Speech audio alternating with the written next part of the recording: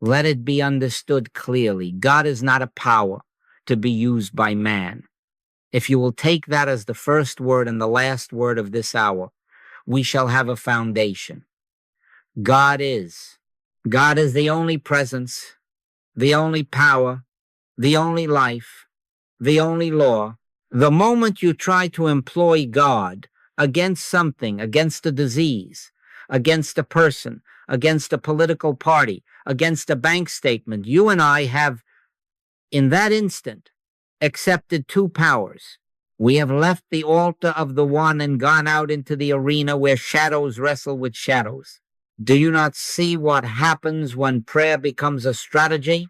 You kneel, and with all sincerity, you ask God to fix the neighbor, to punish the deceiver, to kill a germ, to overthrow a movement, to change a number on a page. And with that asking, you have enthroned the neighbor, the deceiver, the germ, the movement, the number as a power. You have told your own consciousness, here is something that can act upon me unless a greater power intervenes. You have already lost, not because God has failed, but because you have lifted up an image and called it power. Thou shalt have no other gods before me is not a relic of Sinai. It is the law of your own being at this moment. I am not speaking to you of pious phrases. I am not interested in moral platitudes that would have you paste a smile over a tremble. I speak to you as one who has sat at bedsides where the breath grew shallow and the verdict was written, as one who has looked into an empty wallet and an overflowing mailbox of unpaid notices. And I say to you, whenever I attempted to summon God to smite the condition, nothing happened but more fear, more sweat, more exhaustion. But when I ceased from my warfare, when I stopped trying to use spirit as a club and rested, be still and know that I am God, a presence revealed itself as the only life there was. And the picture changed, or the fear of the picture dissolved, and with it the tyranny. This hour is an expose of our hidden agreement with a second power. We will not glorify what the world calls evil, nor will we deny that appearances present themselves loudly. We will show you the mechanism handed to us by the Master. Resist not evil. Matthew 5:39. Do not misunderstand. This is not permission to be apathetic or to let another be harmed. Resist not is the spiritual refusal to animate a shadow with your belief. It is the end of using will against the will, mind against mind, muscle against muscle, not by might nor by power, but by my spirit, saith the Lord. Zechariah 4-6. Spirit is not a better club. Spirit is the infinite isness in which there is no opponent to defeat. We have for too long been calling our fear prayer and our anxiety faith. Do you hear me? The very battle cry, the very inner clenched fist is our agreement that there is a something there to overcome. And the law of consciousness is exact. What you acknowledge as power governs you. Ye shall know the truth, and the truth shall make you free. John 8:32. Not the truth you hurl at a problem as a missile, but the truth that dawns when the mind grows quiet and ceases from its idolatry of forms. Relax. Rest in the assurance that grace is not a force that conquers a foe. Grace reveals there never was a foe with jurisdiction over the Son of God.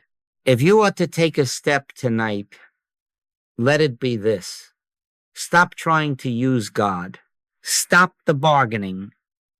Stop the inner courtroom where you argue your case against people, conditions, or cells. Withdraw the crown you have placed upon the appearance.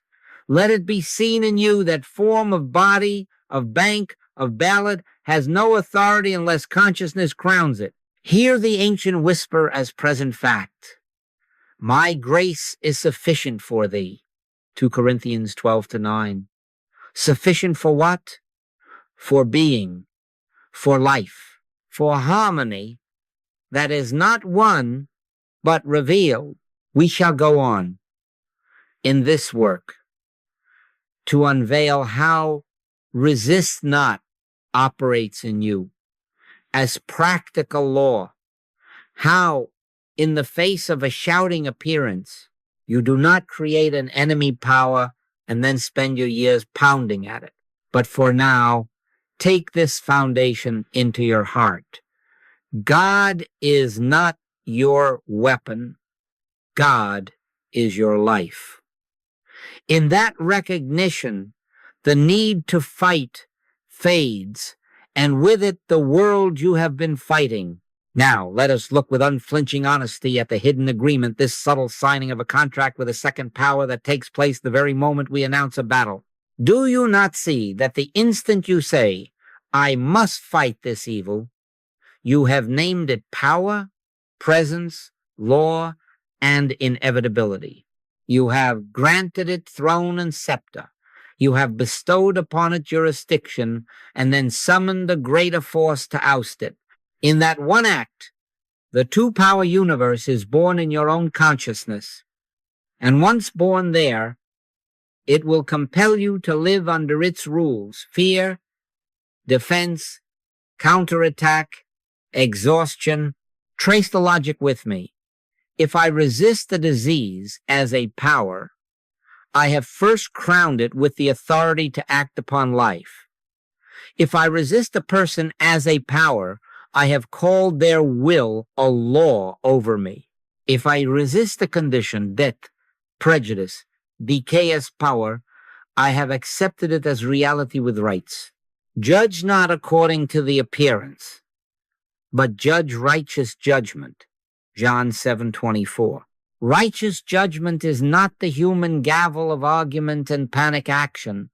Righteous judgment is the spiritual discernment that refuses to confer divinity upon an appearance.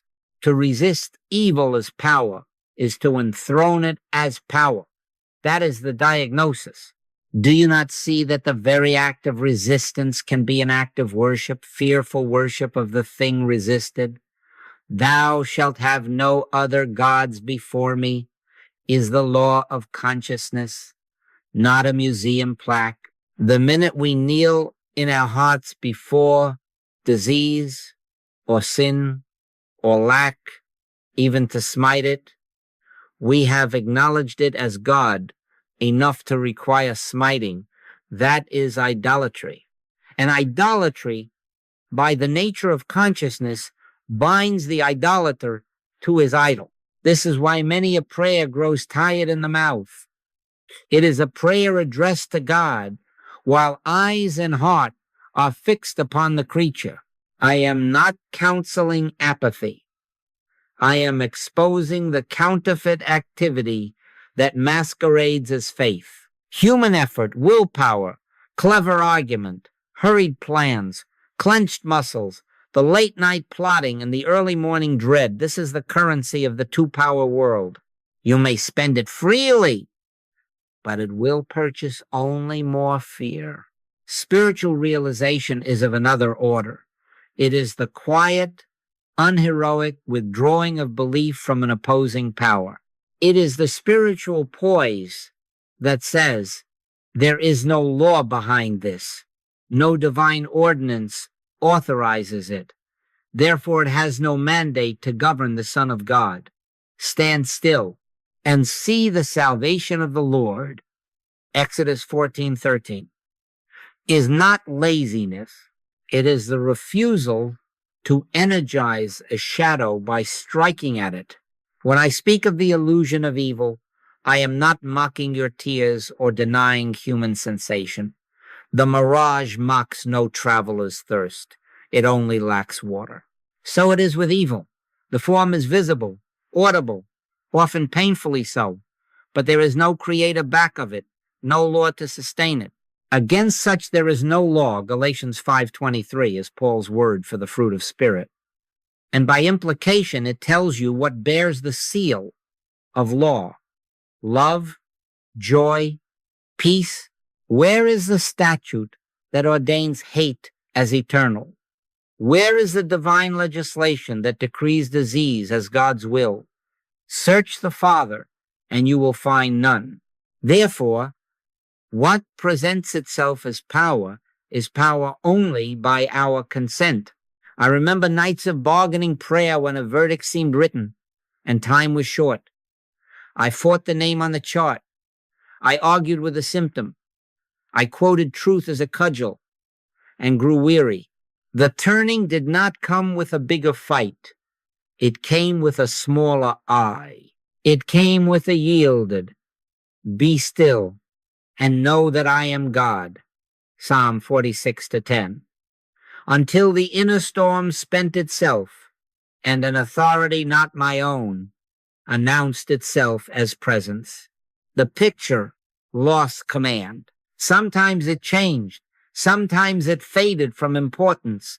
Always the tyranny ended where the worship had ended. So learn this diagnosis well. Every battle declares a second power. Withdraw the declaration. Step back from the altar of resistance. Refuse to make a law out of an appearance. Let consciousness uncrown what consciousness crowned. And in that holy quiet, you will begin to feel the difference between the noisy strain of human effort and the effortless isness of God that needs no victory because there is no rival, not by might, nor by power, but by my Spirit points the way. We are not adding a greater force to win a contest.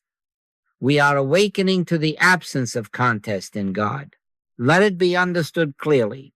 There are two ways of seeing the same scene.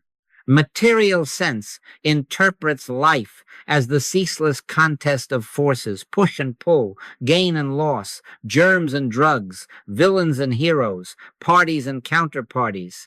In that world, safety is the result of leverage, more money than the bill, more influence than the rival, more data than the rumor, more outrage than the headline, more remedies than the symptoms.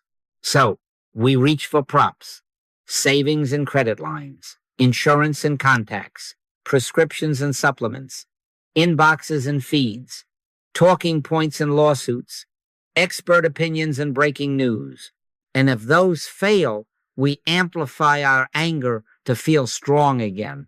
Do you not see that every one of these is an altar erected to a second power? We are ready to appease or coerce what we believe can harm us. And listen, well, even our positive spirituality can remain perfectly material. I have watched myself, and I have watched students turn affirmations into crowbars, reciting litanies not as light but as leverage, flinging verses like stones at Goliath, hoping one will land, breathing exercises as a whip to get God moving. Ye ask and receive not, because ye ask amiss. James 4:3. To ask amiss is to ask the infinite to become an instrument of our finite will. Prayer becomes a management tool. Meditation becomes a weaponized calm. Scripture becomes a charm. That is still the two-power universe, dressed in white robes. Spiritual consciousness is of another order entirely. It does not seek a greater power to win. It recognizes the only power already is. God is. I am that I am. Exodus 3:14. In him we live and move and have our being. Acts 17:28. In this awareness, there is no rival to overcome, no force to outmuscle. Grace is not a current we plug into to electrify our plans. Grace is the infinite presence that constitutes being. In that presence, what is without divine law behind it has no mandate to stand. My kingdom is not of this world, John 18:36, not built of pushes and pulls, not measured by who won the round. Do not misunderstand me. It is not that money is evil, or medicine is sin, or information is forbidden. These are forms what Paul called the creature. They have utility in their place, but they have no authority. You cannot serve God and mammon, Matthew 6:24. To serve mammon is to confer power upon form, to make of a checkbook a savior, of a capsule a god, of a headline a lawgiver. To serve God is to refuse the coronation ceremony and consciousness, to dwell in the realization that life is self-sustained and self-expressed as grace, and then to let forms be forms often useful, never ultimate. I know the difference by weary experience. In the days when I feared a lack, I telephoned and bargained, calculated and schemed. When I feared a diagnosis, I hurried from method to method and then recited truth as if it were dosage, always the same end fatigue. And then, in those rare, faithful hours when the inner command, be still and know that I am God, Psalm 46:10, was obeyed not as a tactic, but as surrender, the strain broke. No thunderbolt fell from a warring heaven. Rather, an unlabored assurance rose, and with it guidance, sometimes to take an outward step, sometimes to take none. Supply appeared, or the fear of lack died. A condition eased, or its tyranny vanished. The governance had shifted from the creature to the creator. So the contrast is this. Material sense lives by balance of forces, forever arming and rearming against the second power. Spiritual consciousness rests in the presence of the one, where there are not two powers at all. And if there are not two powers, then our entire approach to what the world names evil must change. We do not fight shadows. We awaken the light. We do not brace to win. We behold that God is, and in that beholding, the picture loses its claim to authority. From combat to awakening, that is the way forward, and we will walk it. Now let us take up the Master's word. Resist not evil, Matthew 5:39. Let it be understood clearly. This is not a license for apathy, not a charter for cowardice, not an invitation to moral indifference. It is not a command to leave a child in harm's way, nor to allow injustice to roll unchallenged over the weak. Resist not is a spiritual instruction about where power is recognized and where it is not. It is the refusal to make the appearance into a power. It is the end of idol worship in the very act of confronting a picture that shouts for worship. Do you see it? The Master does not tell you to admire evil, to excuse it, to partner with it. He tells you not to confer upon it the dignity of a rival to God. Therefore, do not become mystical in the sense of foolishness. You may, and often must, take human footsteps, call a doctor if you are led, secure your home, set a boundary, report a crime, withdraw from a destructive partnership, consult wise counsel, but do it without first kneeling to the appearance as law. Take the step as one walking in the light, not as one fleeing a God. Behold, I send you forth as sheep in the midst of wolves. Be ye therefore wise as serpents and harmless as doves. Matthew 10:16. Wisdom takes the step. Harmlessness refuses. The hatred, the fear, the inner coronation of form. Right human action is the effect of an inner recognition. It is not a substitute for it. What, then, is the inner shift? First, stop arguing with the picture. Stop rehearsing the worst outcomes until your imagination has authored a private apocalypse. Stop praying at the condition as if heaven were a thunderbolt depot and you the foreman. Withdraw into the sanctuary within, where the Father that seeth in secret abides. Be still and know that I am God, Psalm 46:10. Not your might, not your clever plan, not by might, nor by power, but by my spirit, saith the Lord, Zechariah 4:6. In that stillness, you are not manufacturing a new force.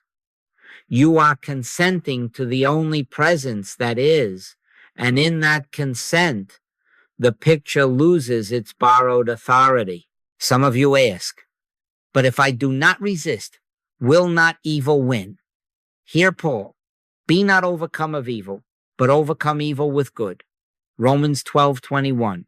He does not say, overcome evil with a fiercer evil, nor with more noise and fear. Good is not the opposite pole. Good is God revealed as grace. The wrath of man does not work the righteousness of God, James 1:20. Your indignation, your clenched jaw, your panic, these are the currencies of the two-power world, and they purchase you nothing but weariness.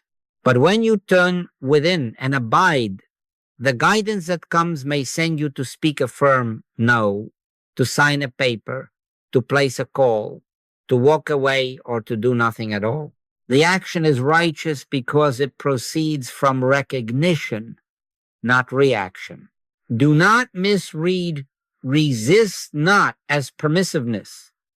It does not make you a doormat. It makes you a doorway through which the grace of God enters the scene. When the master said, put up again thy sword into his place, Matthew 26:52, he did not teach helplessness. He revealed that spiritual destiny is not secured by steel. He could walk through the midst of those who would cast him down because he did not accept their malice as a law over him. So with you, refuse the inner duel.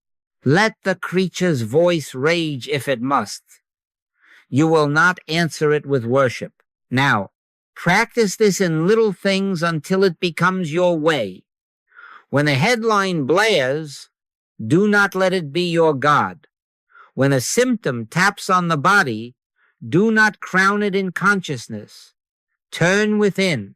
A moment of silence, authentic, yielded silence, will do more to end a tyranny than hours of anxious scheming.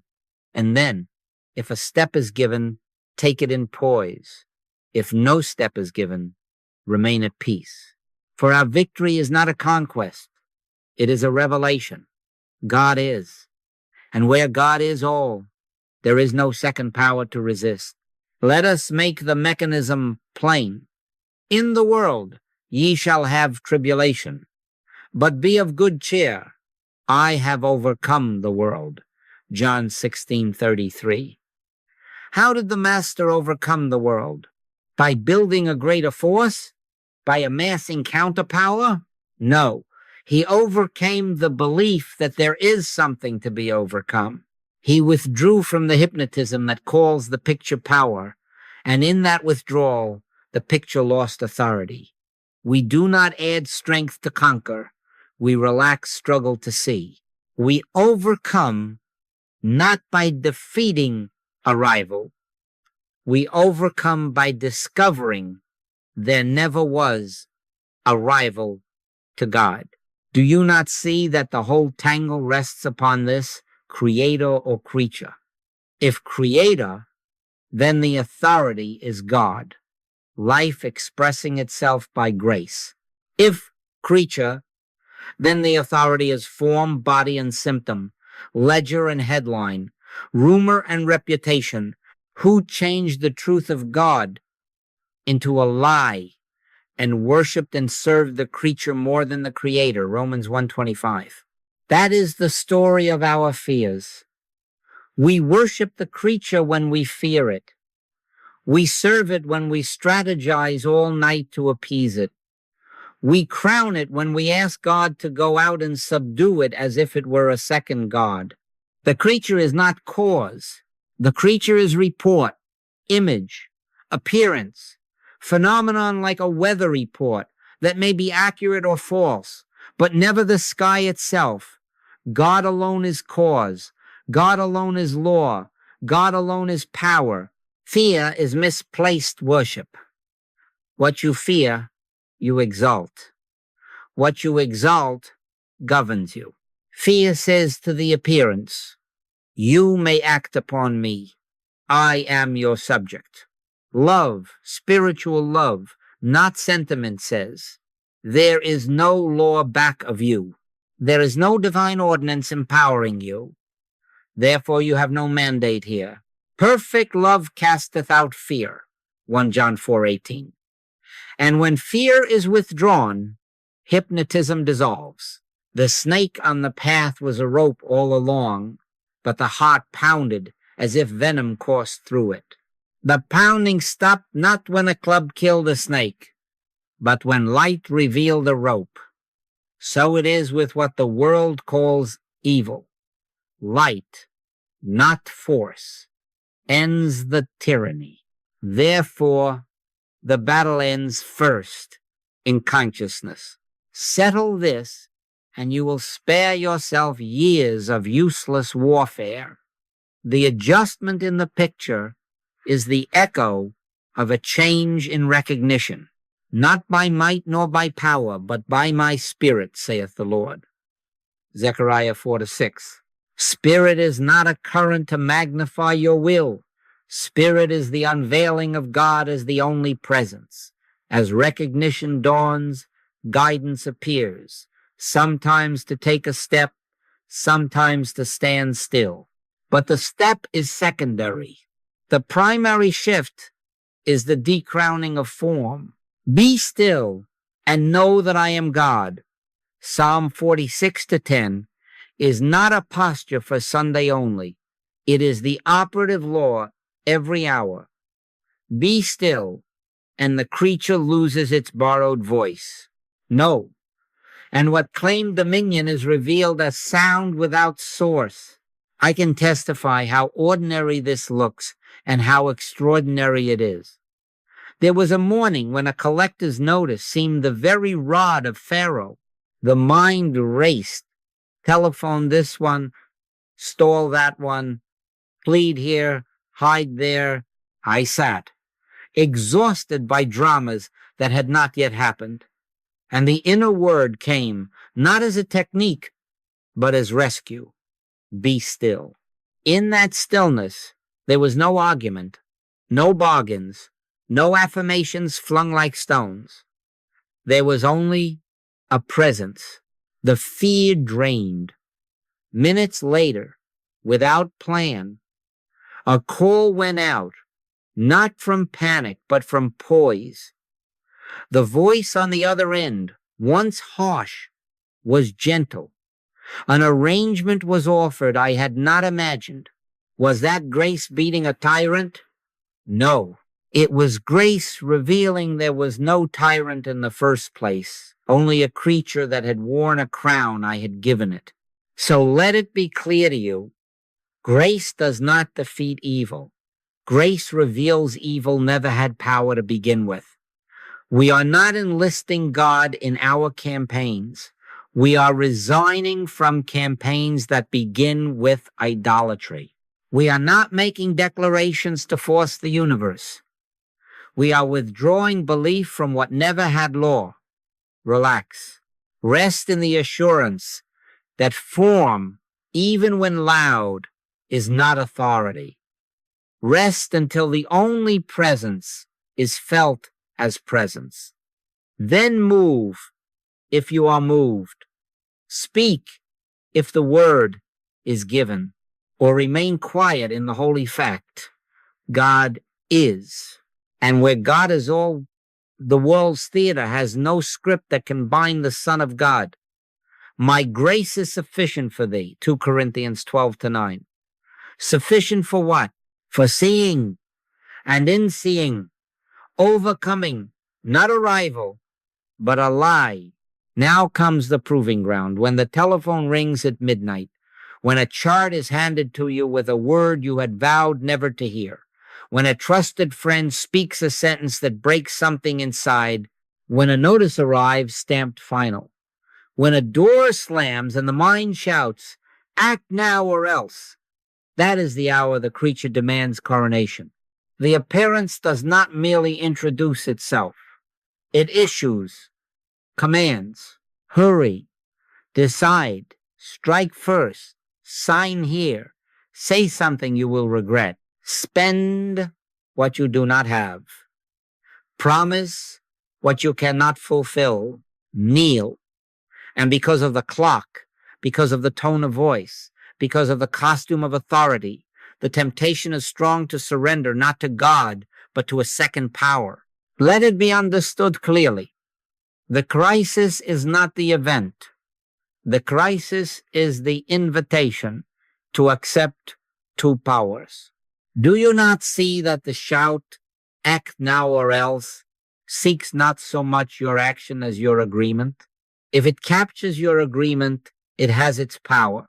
If it fails to capture your agreement, its voice is empty thunder. Therefore, the first movement under pressure is not outward. It is this: pause. Even if your pause is but a breath, make it holy. Close the door within, where the Father seeth in secret. Refuse mental conversation with a threat. Do not argue. Do not bargain. Do not quote truth as a stone to throw. Be still. And in that stillness, ask, not with lips, but with awareness. Is there a law apart from God? Is there a presence apart from God? Is there a power apart from God? If there is a law apart from God, then hurry. If there is a presence apart from God, then fear. If there is a power apart from God, then take up arms. But if God is the only presence, the only power, the only law, then who is it that commands you to kneel? I and my Father are one. John 10:30. Fear thou not, for I am with thee. Isaiah 41:10. My peace I give unto you, not as the world giveth, give I unto you. John 14:27. Rest a moment in that. Let the inner storm hear the word the Master spoke to wind and wave. Peace, be still. Mark 4:39. Do you not know that the same Christ that silenced Galilee abides to silence the sea within you? Now, do not mistake me. After the pause, guidance may bid you take a step, and it may bid you take it swiftly. But mark this difference. Quick action born of fear fastens the idol to its altar. Poised action born of recognition dissolves the altar itself. One night a call came with a deadline: move funds before dawn or lose everything. The body tensed, the mind raced, and I could feel the old machinery reach for levers labeled panic. Instead, a breath, a turning within, no words, only consent to presence. The order of the inner government reasserted itself. In that quiet came a simple instruction: wait until morning. Everything material in me screamed against it. Yet morning came with another call, a correction, an apology, an error discovered. The step taken was not a feat of daring. It was a refusal to kneel to a counterfeit hour. So it is more often than we know. But what if the window closes? What if this is the only chance? Do you really believe that the one who opens and no man shuts is ruled by clocks? Revelation 3-7. Behold, he that keepeth Israel shall neither slumber nor sleep. Psalm 121-4. Is there a law apart from God that governs your safety? Is there a presence apart from God that ambushes your path? Is there a power apart from God that defeats divine ordination?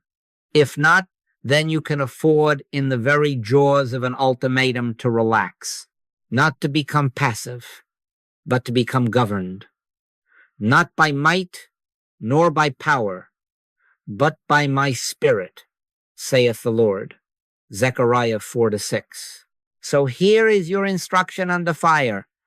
Pause. Withdraw your gaze from the creature. Refuse all inner debate. Turn to the one.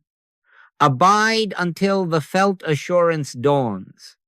Then, and only then, move if you are moved. That is courage. Not the courage to fight harder, but the courage to stand in the only until the opposite evaporates.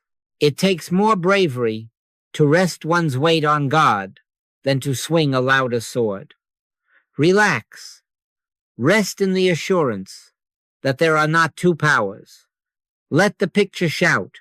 You need not echo.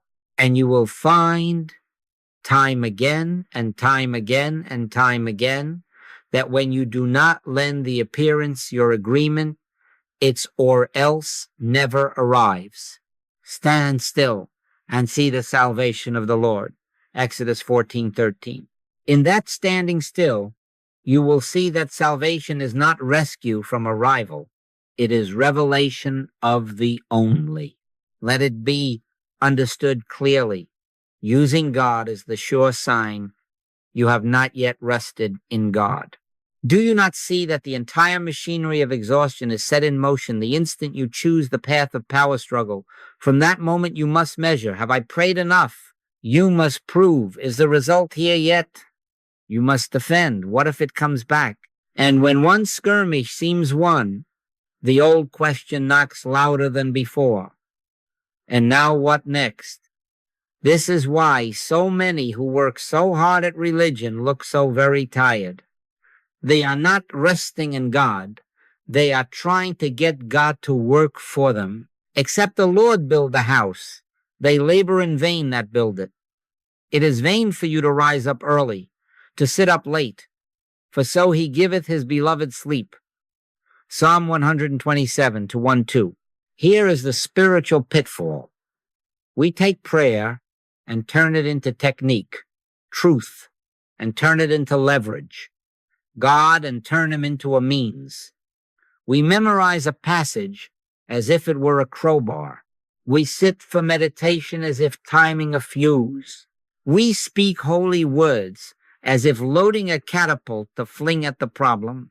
Ye ask and receive not because ye ask amiss. James 4:3.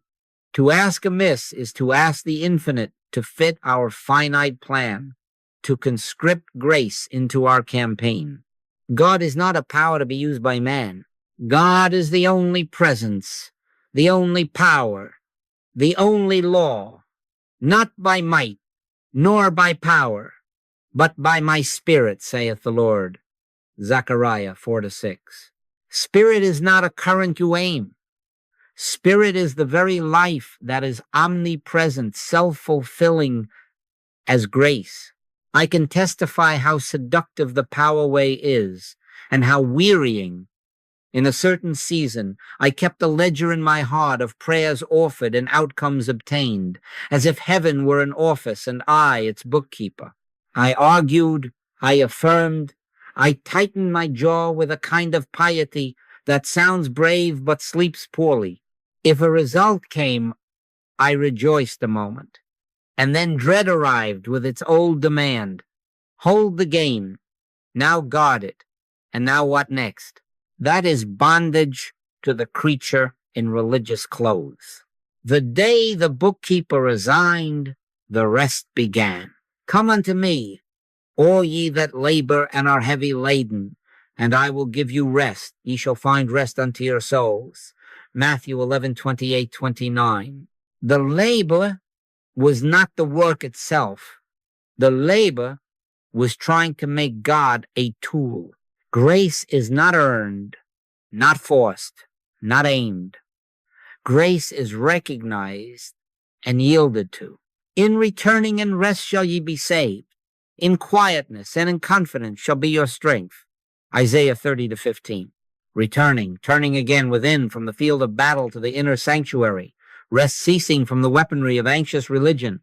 Quietness laying down the debate with appearances. Confidence, not the swagger of will, but the settled assurance that God is. This is prayer, not command, but consent. Not instruction given to deity, but recognition that in him we live and move and have our being. Acts 17:28. Without me ye can do nothing, John 15:5, is not a rebuke. It is a rescue from the hopeless project of self-powered spirituality. If grace is the substance, then our work is not conquering but consenting. We yield not to a fate, but to the fact. There are not two powers. We yield the false sense of separation that makes an eye out here tug at a God out there. We stop shouting orders into the sky and listen for the still small voice where sky and soul are one presence. My grace is sufficient for thee, for my strength is made perfect in weakness. 2 Corinthians 12:9. When the little I grows weak, tired of managing, tired of leveraging truth, the great I am reveals himself as sufficiency. Then actions, if any are given, proceed as fruit on the vine, effortless because rooted, necessary without being nervous. So take this as your signpost. The moment you feel the urge to use God, stop. That urge is the alarm that you have strayed back into two powers. Step out of the harness. Breathe. Lay down the inner sword. Whisper not as plea, but as recognition. Thy will be done, Matthew 6:10. Rest until the need to use God is gone, because God is felt. When you move from that rest, you will not be expending power. You will be transparent to presence. They that wait upon the Lord shall renew their strength, Isaiah 40:31. Not borrow it, renew it as life renewing itself. Relax. Rest in the assurance that you are not appointed to manage God. You are ordained to abide, and in abiding the long campaign ends, the weary book is closed, and the soul discovers what it forgot. God is, and where God is all, nothing is left to force, only grace. Let it be understood clearly. This teaching will never function as information. It functions as revelation. The letter killeth, but the Spirit giveth life. 2 Corinthians 3-6. You can memorize every line we have spoken, underline every page, wear out a stack of recordings, and still, when a picture shouts, the heart will run to two powers. Do you not see that to repeat there are not two powers, while the stomach knots and the jaw tightens, is to hold a doctrine without the presence? Flesh and blood cannot reveal this unto thee. My Father which is in heaven must, Matthew 16:17. And the Father reveals in the quiet center, not in the uproar of argument. So we speak now of living with truth, not visiting it, living with it. His delight is in the law of the Lord, and in his law doth he meditate day and night. Psalm 1-2. This book of the law shall not depart out of thy mouth. Thou shalt meditate therein day and night. Joshua 1-8. Why day and night? Because head knowledge fades with the weather. Heart knowing ripens by abiding. Living with truth means returning after the phone call, returning after the meeting, returning after the symptom knocks, returning in the grocery line, returning in the car, returning time again and time again and time again until the mind's habit of crowning the creature loosens and the inner ear grows quick to the still small voice. Do not, I beg you, turn this into another campaign of will. We are not persuading ourselves, we are presenting ourselves. Write them upon the table of thine heart, Proverbs 3-3. How do you write upon a heart? Not with force, but with fidelity. 5 minutes of genuine stillness, 10 times a day if you must, are of more value than an hour of shouting truths at the ceiling. Sit, close the inner door, say little or nothing, consent to the only presence. Let the phrase God is be a key that opens silence, not a hammer that beats the mind. You are not producing God. You are becoming transparent to to what already is. Be ye transformed by the renewing of your mind. Romans 12:2. Not by the straining of your mind. What changes when it drops from head to heart? First, the arguing lessens.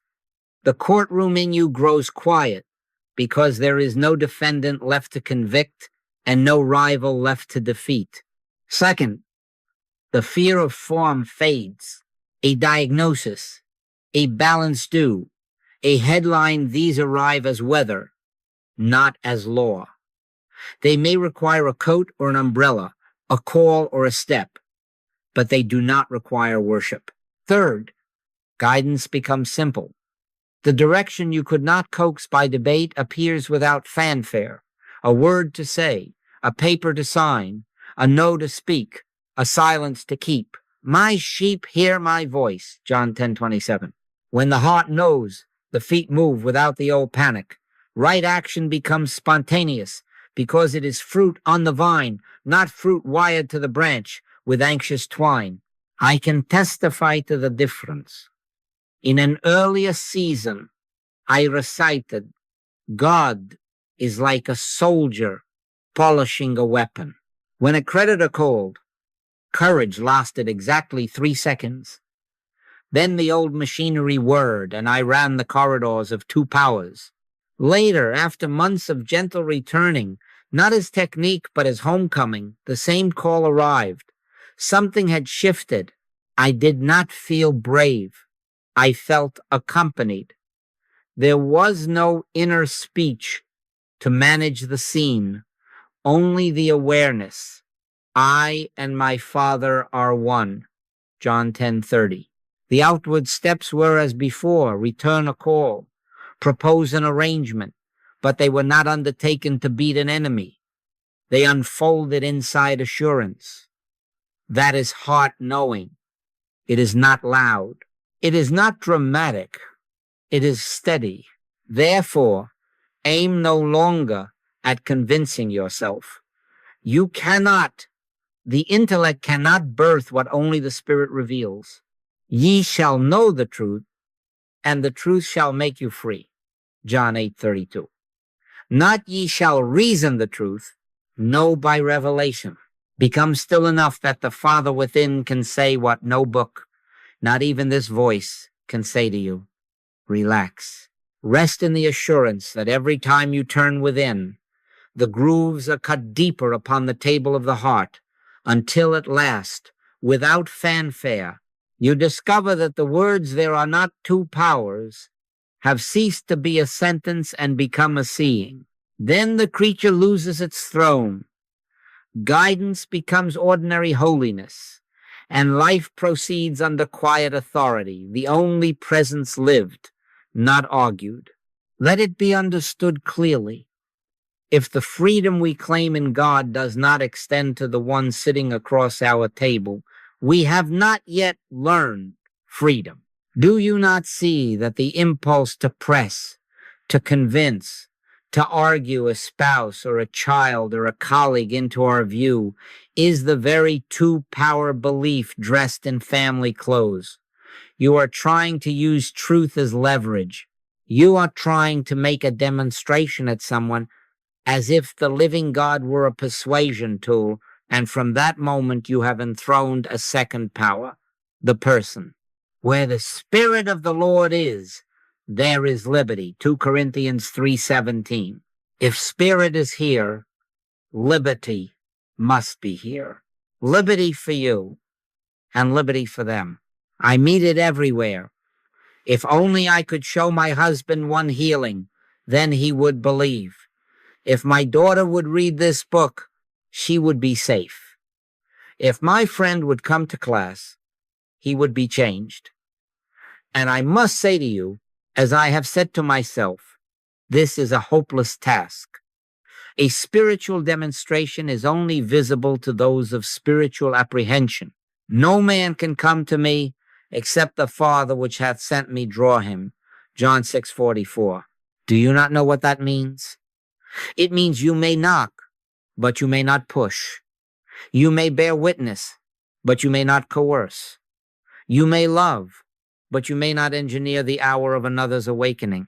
God is not a power to be used by man, and neither is truth a stick to be shaken at those we love.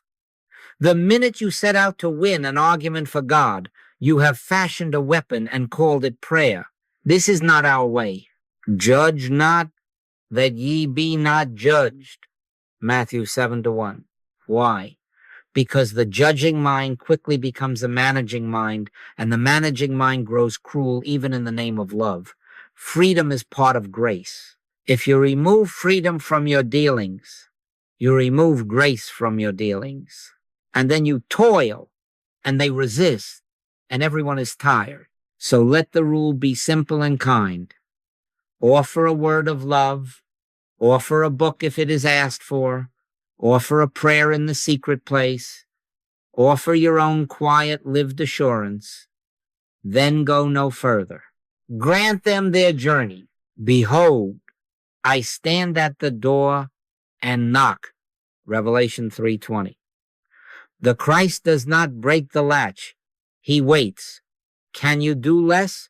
If the Master himself will not force the door, how shall you, his servant, justify your impatience?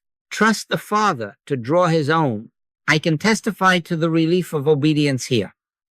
In an earlier season, I marshaled proofs for relative stories, dates, names, a whole parade of outcomes, hoping to melt a cold skepticism. Each proof hardened it. One day, in prayer, the inner correction was sharp but tender. Set him free. From that hour, I ceased persuading. I loved him without campaign. Months later, unannounced, he phoned. Tell me again what you meant by rest. The door had opened from within. Did my arguments fail and then succeed? No. Love waited, and grace drew in its own hour. When you stop battling people, you stop making them powers. You no longer read their tone of voice as law, their beliefs as threat, their refusals as personal defeat. They become forms, dear forms, beloved forms, but not authorities. Am I now trying to win the approval of man or of God? Galatians 1:10. You are free because you seek only to abide in the only presence, and in that abiding you grant to others what God has granted to you, liberty of soul. Then love becomes natural and unpressured. It does not corner, it accompanies. It does not argue, it shines. It does not threaten, it witnesses. By this shall all men know that ye are my disciples, if ye have love one to another. John 13:35. Not if you have victories one over another. So relax in your relationships. Rest from the project of converting your family, your office, your neighborhood. Live the truth until the fragrance of it does the only convincing that is ever holy. If a question comes, answer simply. If none comes, be still. My sheep hear my voice. John 10:27. Not your voice made louder. Freedom is of the essence of God. Give it, guard it, and you will find that the urge to overpower dissolves. The person ceases to be a rival, and the one presence fills the space between you. And where God is all, there is nothing left to force, only grace. Let it be understood clearly. Do not fear anything that has form, not even a thought. Money is a form. A symptom is a form. A headline is a form. A memory is a form. Even that recurring idea that wakes you at 3 a.m. is a form. Do you not see that fear is the anointing oil by which we crown the creature king? The moment we tremble before it, the moment we consult it as if it could dictate life or death, in that moment we have ascribed to it a law, a presence, and a power it does not possess. While we look not at the things which are seen, but at the things which are not seen. For the things which are seen are temporal, But the things which are not seen are eternal. 2 Corinthians 4:18. Form is the seen, spirit is the unseen. The temporal cannot rule the eternal unless consciousness submits. I say to you without apology, stop loving and fearing the creature more than the Creator, who changed the truth of God into a lie and worshiped and served the creature more than the Creator, Romans 1:25. How do we worship the creature?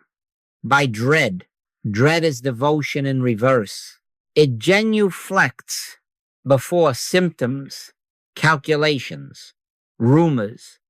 It prays to the clock, and it tithes to tomorrow's anxiety. But perfect love, spiritual recognition of God as the only presence, casteth out fear. 1 John 4:18. Love is not stroking the creature.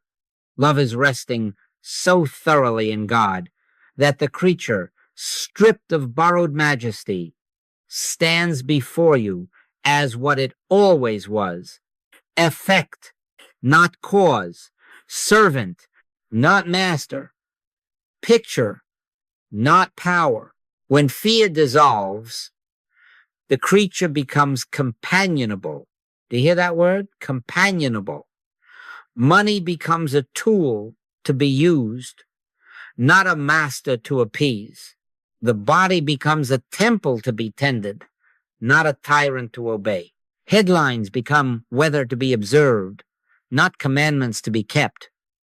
Memories become stories that pass through, not shackles that fasten. No weapon that is formed against thee shall prosper. Isaiah 54:17. The weapon is formed, appearances take shape, forms appear, but prosper they cannot, where there is no belief to underwrite them. A shadow on the wall may look like a giant, but it cannot bruise you. It has no substance apart from the light you misperceive. I can testify to this shift. There was a season when a particular thought visited, like a creditor, insistent, rehearsing old scenes, forecasting new losses. I tried to argue it away and only strengthened it. One dawn, the inner word cut clean. Do not fear a thought. A thought is a form, and every plant which my heavenly Father hath not planted shall be rooted up. Matthew 15:13. In that quiet I saw it. No divine ordinance empowered that thought. It had no law back of it. It was sound without source. I did not rebuke it. I did not plead with it. I withdrew fear and turned to the only. In a few minutes, the visitation ended as simply as a radio switched off. Did I win a battle? No. I ended a worship service I had been holding at the altar of an idea. Resist not evil is the very mechanism here, Matthew 5:39. Do not resist the picture, not because you must submit to it, but because resistance is the rope by which you pull it near and call it power. Look at it and name it what it is: form. Withdraw the crown your fear, your fascinated attention, your late night strategy, and return within to the sanctuary of the only presence. Thou wilt keep him in perfect peace, whose mind is stayed on thee. Isaiah 26:3. From that center, if action is given, it will be simple, unhurried, adequate. And if silence is given, it will be strong. Either way, you are no longer the subject of form. You are the transparency through which formless life governs its own. So let this be fixed in you. Evil is illusion, precisely because it is a form without divine cause, law, or permanence. If God did not ordain it, it has no mandate. If God did not plant it, it cannot root. If God did not give it breath, it cannot long appear to breathe. Heaven and earth shall pass away, but my words shall not pass away. Matthew 24:35. The word endures. The picture passes. Relax, then. Rest in the assurance that the creature, coin or cell, rumor or recollection has no authority, not even the thought that frightens you at midnight. Form can appear, but it cannot rule unless consciousness crowns it. Withdraw the crown and watch how quickly the court disperses. Abide, and you will find the old enemies becoming neutral, even companionable, no longer foes to wrestle, but scenery in the theater where grace alone is actor, author, and law. God is, and where God is all, the creature has no throne, only grace. Let it be understood clearly. Your work is not to fix the picture. Your work is to abide in the presence until the picture loses authority. Do you not see that each attempt to handle the scene tightens the knot of two powers, while returning within loosens it? So here is a simple sequence to be used in the kitchen, at the office, at the hospital door, wherever a form knocks and asks to be crowned. First, stop. This is the turning of the key. A thought rushes. A message arrives. The body tightens. Stop. Do not answer the phone in your mind. Do not draft a speech for the courtroom that does not exist. Stop. Even for the space of one breath, let the wheels coast to quiet. Be still and know that I am God. Psalm 46:10. Second, be still. Sit as you are. Place your feet upon the floor. Let the shoulders drop. Do not arrange your breathing. It knows its way. If there is a tremor, let it tremble. If a sigh rises, let it come. Not even that cough. Do not repress it. Let it pass like a small wave upon a greater sea. We are not making war upon the body. We are withdrawing worship from the picture. Peace, be still, Mark 4:39. Let those words be spoken, not at the storm, but within the boat of your own awareness. Third, acknowledge the one presence, not as a theory, as a fact. God is. Say little, God is. Let the words open silence. In him we live and move and have our being. Acts 17:28. If another phrase helps you turn inward, let it be this one. My grace is thy sufficiency. 2 Corinthians 12:9. Not my force, not my plan, my grace. Rest on it as you would rest your weight upon a chair that has never failed you.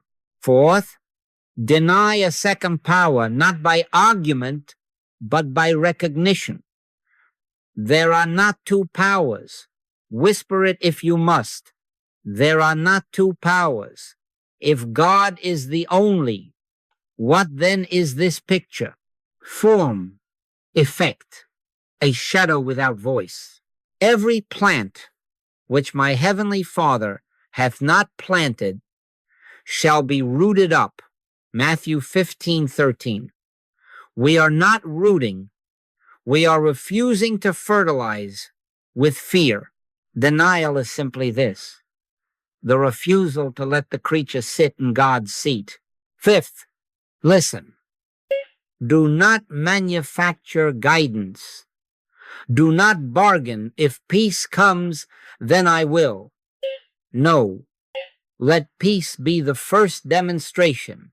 Wait for the still small voice, not as sound in the ear, but as a settled rightness, a quiet, unhurried assurance that requires no strain to hold.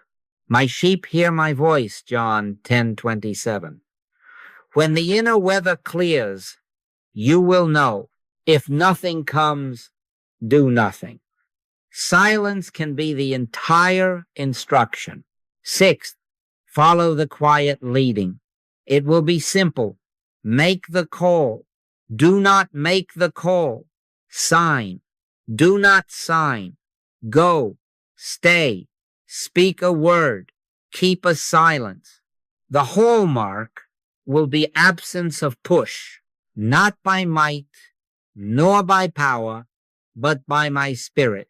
Zechariah 4-6. You will not feel brave.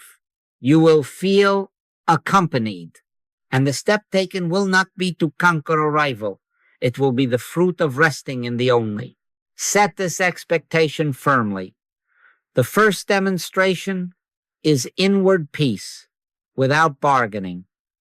Thou wilt keep him in perfect peace, whose mind is stayed on thee. Isaiah 26-3. Outward harmony follows as it must in its own unfoldment, according to grace's timing, not your calendar. Let patience have her perfect work. James 1-4. If the picture knocks again, and it will repeat the sequence. Stop. Be still. Acknowledge the one. Deny a second power. Listen. Follow.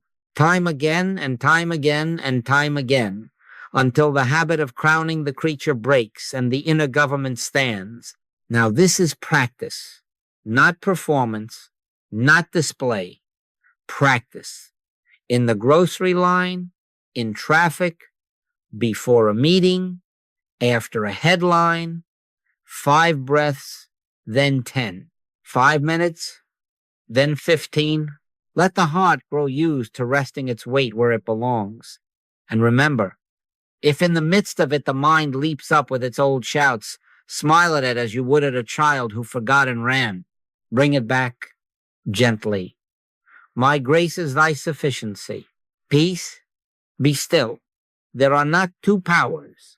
Do this, and you will find that your very presence begins to uncrown the picture first within your own chest, then in the rooms you enter, not because you wielded a force, but because you withheld your worship. God is. And where God is all, the picture loses its script, the creature its throne, and life proceeds under quiet authority, only grace. At this moment, let us all meditate. We have spoken enough. We must now be still enough that the speaking becomes life. Close the inner door. Let the shoulders drop. Relax. Rest in the assurance that you have nothing to add to God and nothing to take from God. Enter into thy closet, and when thou hast shut thy door, pray to thy Father which is in secret. Matthew 6-6. The secret place is here within. The kingdom of God is within you. Luke 17:21. Not out there in the argument. Not out there in the picture. Within. Now, gently, bring up the names and faces of that which you have feared. No drama, no analysis. Let them pass before your inner sight as silhouettes on a screen. The person, the diagnosis, the bill, the memory, the rumor, the recurring thought at 3 a.m. See them and do not cling. Do not resist. Resist not evil. Matthew 5:39. Let them appear as forms, and in this silence withdraw the crown of your belief.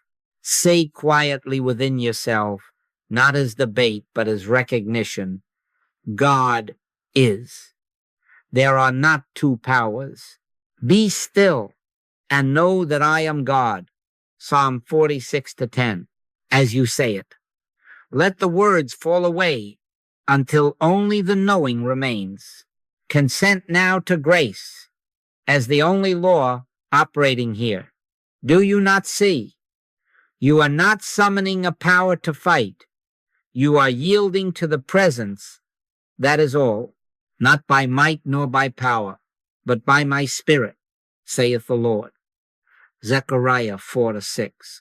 Let the Father within reveal what the mind cannot. Flesh and blood hath not revealed it unto thee, but my Father which is in heaven. Matthew 16:17. Heaven is not a distance. It is this communion. Rest the weight of your being upon it. Underneath are the everlasting arms. Deuteronomy 33-27. Allow yourself to be held. Do not manage the breath. Let the breath manage you. Do not push the thoughts. Let them pass as leaves upon a river that is not in a hurry. Hear the word of the Master. My peace I give unto you, not as the world giveth, give I unto you. John 14:27.